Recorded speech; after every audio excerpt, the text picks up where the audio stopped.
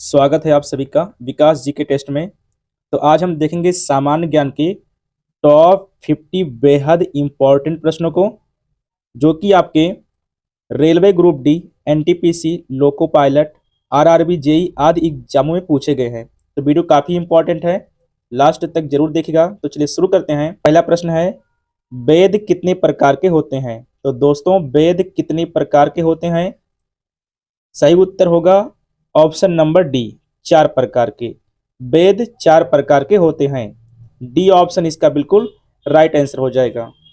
चलिए आगे बढ़ते हैं। क्वेश्चन नंबर दूसरा है, किस वेद को भारतीय संगीत का जनक कहते हैं? दोस्तों इंपॉर्टेंट क्वेश्चन है, किस वेद को भारतीय संगीत का जनक कहते हैं? सही उत्तर होगा option number B, Samaveda. Samaveda को दोस्तों भारतीय संगीत का जनक कहते हैं, यानी कि बी ऑप्शन इसका बिल्कुल करेक्ट आंसर होगा। नेक्स्ट क्वेश्चन, क्वेश्चन नंबर 3 है, सबसे प्राचीन वेद कौन सा है? तो दोस्तों सबसे प्राचीन वेद कौन सा है? अथर्ववेद, यजुर्वेद, ऋग्वेद या फिर सामवेद? तो इसका सही उत्तर होगा दोस्तों option number C, Rigveda. Rigveda जो है ये सबसे प्राचीन वेद है। अगला प्रश्न, क्वेश्चन नंबर 4 है, रजत रंगड़ी पुस्तक के लेखक कौन है? तो दोस्तों रजत रंगड़ी पुस्तक के लेखक कौन है? इसका सही जवाब होगा ऑप्शन नंबर बी, कल्हड़। कल्हड़ जो है दोस्तों वो रजत रंगड़ी पुस्तक के लेखक हैं, यानी कि बी ऑप्शन इसका बिल्कुल करेक्ट आंसर होगा। चलिए आगे बढ़ते हैं। क्वेश्चन नंबर 5 है, चचनामा पुस्तक के लेखक कौन है? तो दोस्तों चचनामा पुस्तक के लेखक कौन है? सही जवाब होगा option number D, Ali Ahmad. Ali Ahmad Chachnama पुस्तक के लेखक है, यानी कि डी ऑप्शन इसका बिल्कुल ठीक उत्तर होगा। नेक्स्ट क्वेश्चन, क्वेश्चन नंबर 6 है, इतिहास का पिता किसे कहते हैं? दोस्तों इतिहास का पिता किसे कहा जाता है? सही जवाब होगा option number A, Herodotus. Herodotus को दोस्तों इतिहास का पिता कहते हैं, यानी कि ए ऑप्शन इसका बिल्कुल करेक्ट आंसर होगा। नेक्स्ट क्वेश्चन, क्वेश्चन नंबर 7 है, इंडिका पुस्तक के लेखक कौन है? दोस्तों मोस्ट इंपॉर्टेंट क्वेश्चन है, इंडिका पुस्तक के लेखक कौन है? तो इसका सही उत्तर होगा option number B, Megasthenes. Megasthenes दोस्तों इंडिका पुस्तक के लेखक हैं, यानी कि बी ऑप्शन इसका करेक्ट होगा। चलिए नेक्स्ट क्वेश्चन, क्वेश्चन नंबर 8 है, ह्वेन सांग किसके शासनकाल में भारत आया था? दोस्तों इंपॉर्टेंट क्वेश्चन है, ह्वेन सांग किसके शासनकाल में भारत आया था? हर्षवर्धन, चंद्रगुप्त मौर्य, अकबर या फिर अन्य? तो दोस्तों इसका सही उत्तर होगा ऑप्शन नंबर ए, हर्षवर्धन के शासनकाल में।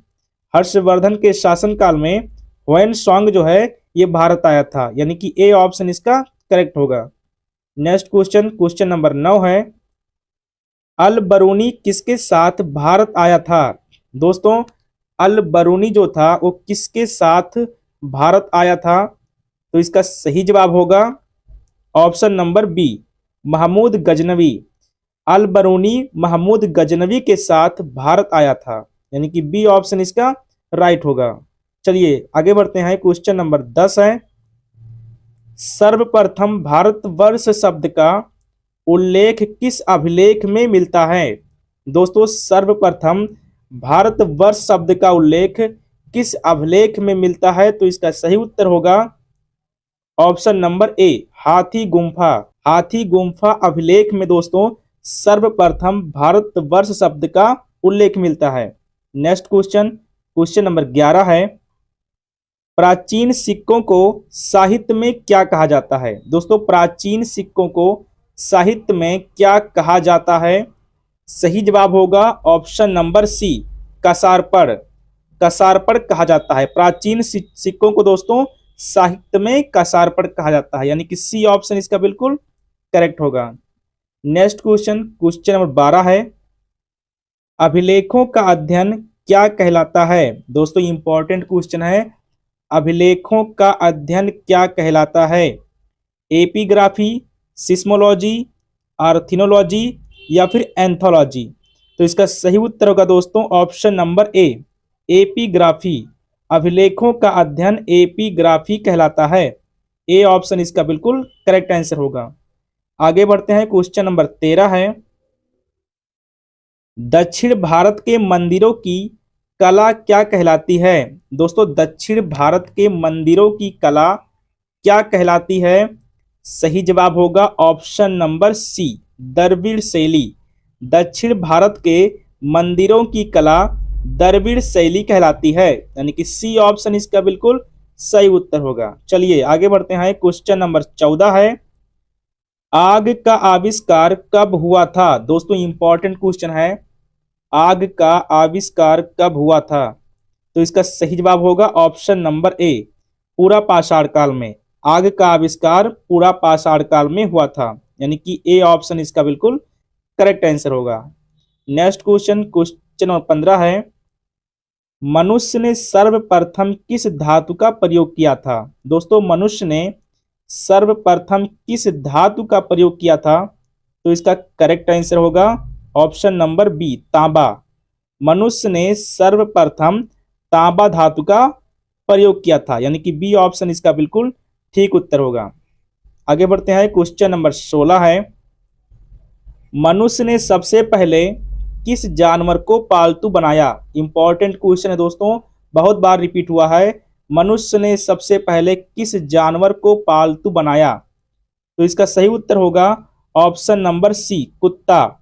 मनुष्य ने सबसे पहले कुत्ता को पालतू बनाया था, यानी कि सी ऑप्शन इसका बिल्कुल ठीक उत्तर होगा। नेक्स्ट क्वेश्चन, क्वेश्चन नंबर 16 है, मानव द्वारा सर्वप्रथम प्रयुक्त किया जाने वाला अनाज क्या था? दोस्तों मनुष्य के द्वारा सर्वप्रथम प्रयुक्त किया जाने वाला अनाज क्या था? तो इसका सही उत्तर होगा ऑप्शन नंबर बी, चावल। मनुष्य के द्वारा सबसे पहले प्रयुक्त किया जाने वाला अनाज चावल था, यानी कि बी ऑप्शन इसका बिल्कुल ठीक उत्तर होगा। आगे बढ़ते हैं, क्वेश्चन नंबर 18 है, मृतकों का टीला किसे कहा जाता है? दोस्तों मृतकों का टीला किसे कहते हैं? मोहनजोदड़ो को, भीमबेटका को, हड़प्पा को, या फिर कालीबंगा को? तो दोस्तों मृतकों का टीला कहते हैं मोहनजोदड़ो को, यानी कि ए ऑप्शन इसका बिल्कुल करेक्ट आंसर होगा। मृतकों का टीला मोहनजोदड़ो को कहा जाता है, ए ऑप्शन इसका करेक्ट आंसर होगा। नेक्स्ट क्वेश्चन, क्वेश्चन नंबर 19 है, भीमबेटका की गुफाएं किस राज्य में हैं? दोस्तों इंपॉर्टेंट क्वेश्चन है, भीमबेटका की गुफाएं किस राज्य में हैं? तो इसका करेक्ट आंसर होगा ऑप्शन नंबर सी, मध्य प्रदेश राज्य में। भीमबेटका की गुफाएं मध्य प्रदेश राज्य में हैं, यानी कि सी ऑप्शन इसका करेक्ट आंसर होगा। नेक्स्ट क्वेश्चन, क्वेश्चन नंबर 20 है, सिंधु घाटी सभ्यता की खोज किसने की? दोस्तों सिंधु घाटी सभ्यता की खोज किसने किया था? इसका सही उत्तर होगा option number C, Dayaram Sahni ने। सिंधु घाटी सभ्यता की खोज दयाराम साहनी ने की, यानी कि सी ऑप्शन इसका करेक्ट आंसर होगा। नेक्स्ट क्वेश्चन दोस्तों, क्वेश्चन नंबर 21 है, सिंधु घाटी सभ्यता की लिपि कैसी थी? दोस्तों इंपॉर्टेंट क्वेश्चन है, सिंधु घाटी सभ्यता की लिपि कैसी थी? तो सही जवाब होगा ऑप्शन नंबर ए, भाव चित्रात्मक। सिंधु घाटी सभ्यता की लिपि भाव चित्रात्मक थी, यानी कि ए ऑप्शन इसका बिल्कुल करेक्ट आंसर होगा। आगे बढ़ते हैं, क्वेश्चन नंबर 22 है, सिंधु घाटी सभ्यता का सबसे बड़ा स्थल कौन सा है? दोस्तों सिंधु घाटी सभ्यता का सबसे बड़ा स्थल कौन सा है? तो इसका सही उत्तर होगा option number D, Rakhi Garhi, जो कि सिंधु घाटी सभ्यता का सबसे बड़ा स्थल है, यानी कि डी ऑप्शन इसका करेक्ट आंसर होगा। नेक्स्ट क्वेश्चन, क्वेश्चन नंबर 23 है, सत्यमेव जयते कहां से लिया गया है? दोस्तों इंपॉर्टेंट क्वेश्चन ये भी है, सत्यमेव जयते शब्द कहां से लिया गया है?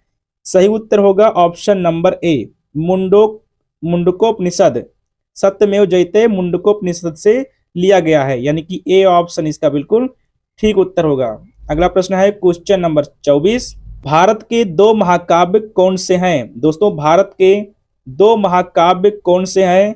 वेद और रामायण, रामायण और महाभारत, गीता और रामायण, या फिर इनमें से कोई नहीं? तो दोस्तों इसका करेक्ट आंसर होगा रामायण और भारत, जो कि भारत के दो महाकाव्य हैं, यानी कि बी ऑप्शन इसका ठीक उत्तर होगा। नेक्स्ट क्वेश्चन दोस्तों, क्वेश्चन नंबर 25 है, जैन धर्म के संस्थापक कौन थे? दोस्तों जैन धर्म के संस्थापक कौन थे? इसका करेक्ट आंसर होगा option number C, Rishabhdev. Jain धर्म के संस्थापक ऋषभदेव थे, यानी कि सी ऑप्शन इसका बिल्कुल करेक्ट आंसर होगा। नेक्स्ट क्वेश्चन दोस्तों, क्वेश्चन नंबर 26 है, जैन धर्म के प्रथम तीर्थकार कौन थे? दोस्तों जैन धर्म के प्रथम तीर्थकार कौन थे? करेक्ट आंसर होगा ऑप्शन नंबर डी, ऋषभदेव, जो कि जैन धर्म के प्रथम तीर्थकार थे, यानी कि डी ऑप्शन इसका बिल्कुल करेक्ट आंसर होगा। चलिए नेक्स्ट क्वेश्चन, क्वेश्चन नंबर 27 है, भगवान महावीर के पत्नी का क्या नाम था? दोस्तों भगवान महावीर के पत्नी का क्या नाम था? इस प्रश्न का सही जवाब होगा option number A, Yashoda. Mahavir के पत्नी का नाम यशोदा था, यानी कि ए ऑप्शन इसका बिल्कुल ठीक उत्तर होगा। आगे बढ़ते हैं, क्वेश्चन नंबर 28 है, जैन धर्म के अंतिम तीर्थकार कौन थे? दोस्तों इंपॉर्टेंट क्वेश्चन है, जैन धर्म के अंतिम तीर्थकार कौन थे? तो इसका सही उत्तर होगा option number B, Mahavir Swami, जो कि जैन धर्म के अंतिम तीर्थकार थे, यानी कि बी ऑप्शन इसका बिल्कुल करेक्ट आंसर होगा।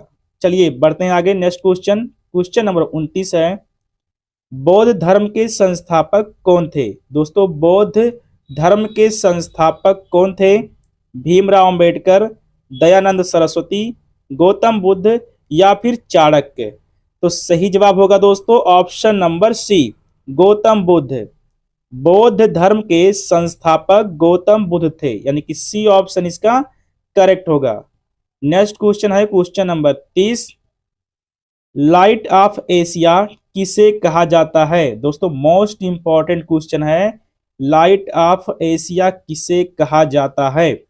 तो इस प्रश्न का सही उत्तर होगा option number B, Gautam Buddha को। गौतम बुद्ध को दोस्तों लाइट ऑफ एशिया कहा जाता है, यानी कि बी ऑप्शन इसका करेक्ट आंसर होगा। आगे बढ़ते हैं, क्वेश्चन नंबर 31 है, गौतम बुद्ध के बचपन का क्या नाम था? दोस्तों गौतम बुद्ध के बचपन का क्या नाम था? राहुल, देवदत्त, सिद्धार्थ, अमरनाथ? तो इसका सही जवाब होगा दोस्तों option number C, Siddharth. Gautam Buddha के बचपन का नाम था सिद्धार्थ, यानी कि सी ऑप्शन इसका बिल्कुल ठीक उत्तर होगा। नेक्स्ट क्वेश्चन दोस्तों, क्वेश्चन नंबर 32 है, गौतम बुद्ध ने अपना पहला उपदेश कहाँ दिया था? दोस्तों इंपॉर्टेंट क्वेश्चन है, गौतम बुद्ध ने अपना पहला उपदेश कहाँ दिया था? श्रावस्ती में, मगध में, कपिलवस्तु में या सारनाथ में? तो सही जवाब होगा ऑप्शन नंबर डी, सारनाथ में। गौतम बुद्ध ने अपना पहला उपदेश सारनाथ में दिया था, यानी कि डी ऑप्शन इसका बिल्कुल करेक्ट आंसर होगा। अगला प्रश्न है क्वेश्चन नंबर 33, गौतम बुद्ध जी ने सर्वाधिक उपदेश किस भाषा में दिए थे? मोस्ट इंपॉर्टेंट क्वेश्चन है दोस्तों, गौतम बुद्ध जी ने सर्वाधिक उपदेश किस भाषा में दिए थे? तो इसका करेक्ट आंसर होगा ऑप्शन नंबर ए, पाली भाषा। गौतम बुद्ध जी ने सबसे ज्यादा उपदेश पाली भाषा में दिए थे, यानी कि ए ऑप्शन इसका करेक्ट हो जाएगा। अगला प्रश्न है क्वेश्चन नंबर 34, इस्लाम धर्म के संस्थापक कौन थे? दोस्तों इस्लाम धर्म के संस्थापक कौन थे? तो इसका सही जवाब होगा ऑप्शन नंबर बी, हजरत मोहम्मद साहब, जो कि इस्लाम धर्म के संस्थापक थे, यानी कि बी ऑप्शन इसका करेक्ट आंसर होगा। नेक्स्ट क्वेश्चन, क्वेश्चन नंबर 35 है, इस्लाम धर्म का सबसे पवित्र ग्रंथ कौन सा है? दोस्तों इस्लाम धर्म का सबसे पवित्र ग्रंथ कौन सा है? कुरान, बाइबल, चचनामा या फिर अन्य? तो इसका सही उत्तर होगा option number A, Quran. Quran दोस्तों इस्लाम धर्म का सबसे पवित्र ग्रंथ माना जाता है, यानी कि ए ऑप्शन इसका बिल्कुल करेक्ट आंसर होगा। आगे बढ़ते हैं, क्वेश्चन नंबर 36 है, नमाज के दौरान मुसलमान किस दिशा की तरफ मुंह करके खड़े होते हैं? दोस्तों नमाज के दौरान मुसलमान किस दिशा की तरफ मुंह करके खड़े होते हैं? सही जवाब होगा ऑप्शन नंबर सी, पश्चिम दिशा, क्योंकि दोस्तों मक्का जो है मक्का पश्चिम दिशा में पड़ता है, इसीलिए मुस्लिम लोग पश्चिम दिशा की तरफ मुंह करके खड़े होते हैं। नेक्स्ट क्वेश्चन, क्वेश्चन नंबर 37 है, ईसाई धर्म के संस्थापक कौन थे? दोस्तों ईसाई धर्म के संस्थापक कौन थे? इसका सही जवाब होगा option number D, Isa Masih. Isa Masih दोस्तों ईसाई धर्म के संस्थापक थे, यानी कि डी ऑप्शन इसका बिल्कुल ठीक उत्तर होगा। चलिए आगे बढ़ते हैं, क्वेश्चन नंबर 38 है, ईसा मसीह के जन्मदिन को किस रूप में मनाते हैं? दोस्तों ईसा मसीह के जन्मदिन को किस रूप में मनाते हैं? क्रिसमस, ईद, पूर्णिमा या फिर इनमें से कोई नहीं? तो इसका सही उत्तर होगा दोस्तों option number A, Christmas. Isa Masih के जन्मदिन को क्रिसमस के रूप में मनाया जाता है, यानी कि ए ऑप्शन इसका बिल्कुल ठीक उत्तर होगा। आगे बढ़ते हैं, क्वेश्चन नंबर 39 है, सिकंदर किसका शिष्य था? दोस्तों इंपॉर्टेंट क्वेश्चन है, सिकंदर किसका शिष्य था? तो इसका सही जवाब होगा दोस्तों ऑप्शन नंबर डी, अरस्तु का। सिकंदर अरस्तु का शिष्य था, यानी कि डी ऑप्शन इसका बिल्कुल ठीक उत्तर होगा। आगे बढ़ते हैं, क्वेश्चन नंबर 40 है, मौर्य वंश का संस्थापक कौन था? दोस्तों इंपॉर्टेंट क्वेश्चन है, मौर्य वंश का संस्थापक कौन था? तो इसका सही उत्तर होगा option number A, Chandragupta Maurya, जो कि मौर्य वंश के संस्थापक थे, यानी कि ए ऑप्शन इसका बिल्कुल करेक्ट आंसर होगा। अगला प्रश्न है, क्वेश्चन नंबर 41, अर्थशास्त्र पुस्तक के लेखक कौन है? दोस्तों अर्थशास्त्र पुस्तक के लेखक कौन है? सही जवाब होगा option number D, Chanakya. Chanakya जो है दोस्तों वो अर्थशास्त्र पुस्तक के लेखक हैं और इस पुस्तक का संबंध राजनीति से है। डी ऑप्शन इसका बिल्कुल करेक्ट आंसर होगा। आगे बढ़ते हैं, क्वेश्चन नंबर 42 है, चंद्रगुप्त मौर्य किस धर्म के अनुयायी थे? दोस्तों चंद्रगुप्त मौर्य किस धर्म के अनुयायी थे? तो सही जवाब होगा ऑप्शन नंबर डी, ईसाई धर्म। चंद्रगुप्त मौर्य ईसाई धर्म के अनुयायी थे। नेक्स्ट क्वेश्चन, क्वेश्चन नंबर 43 है, बिंदुसार का उत्तराधिकारी कौन था? इंपॉर्टेंट क्वेश्चन है दोस्तों, बिंदुसार का उत्तराधिकारी कौन था? चाणक्य, हर्षवर्धन, उपगुप्त या फिर अशोक? तो इसका सही जवाब होगा ऑप्शन नंबर डी, अशोक।